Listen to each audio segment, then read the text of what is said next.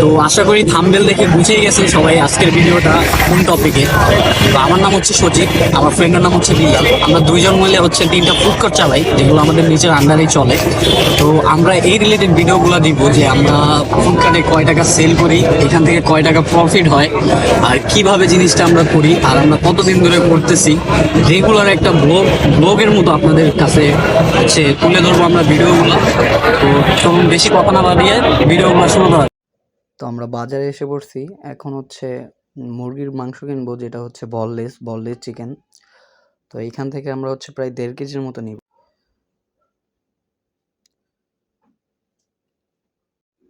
দেখতেই পারতেছেন বললেসটা নেওয়া শেষ। 390 করে 1.5 কেজি নিছি আমরা। তো আসেন অন্যদিকে যাওয়া যাক।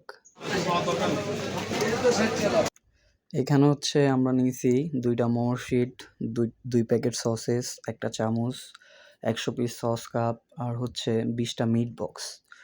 তো এগুলো হচ্ছে নিয়ে যাব এখন। বাজার মোটামুটি শেষ।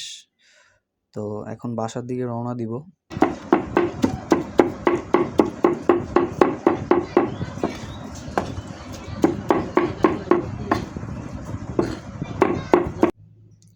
এটা হচ্ছে আমাদের সেই দোকানটা, দ্য মোমো এক্সপ্রেস, যেখানে হচ্ছে আমরা হচ্ছে মিট বক্স মোমো, তারপরে মটকা মিট বক্স, কোলা মোমো, নাচোস, এগুলোর মধ্যেই নানান ভেরিয়েন্টের আইটেম সেল করে থাকি। তো এটা হচ্ছে আমাদের মেনু।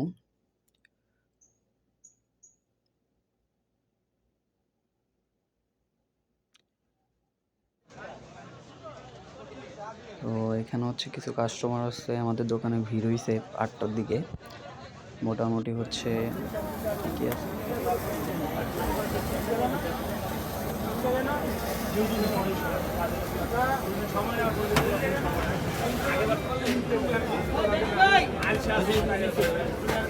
এখন হচ্ছে আমাদের দোকানটা ক্লোজ করে দিছি। আজকে হচ্ছে আমাদের সেল হয়েছে 2700 টাকার মতন, যেখানে বিকালে আমরা হচ্ছে বাজার করছিলাম 1300 টাকার। তো 1300 টাকার বাজার করছি, 2700 টাকা সেল করছি। যেহেতু রমজান মাস, একটু সেল কম। আশা করি রমজান মাসের পরে আবার ঠিক হয়ে যাবে। তো আজকের ভিডিওটা এইটুকুই ছিল, যে আপনাদের একটা ধারণা দিলাম যে রমজান মাসে স্ট্রিট ফুড কাটে কীরকম টাকা সেল হয় বা কীরকম টাকা প্রফিট রাখা যায়। তো আজকের ভিডিওটা এইটুকুই। দেখা হবে কালকে আবার নতুন একটা ভিডিও নিয়ে।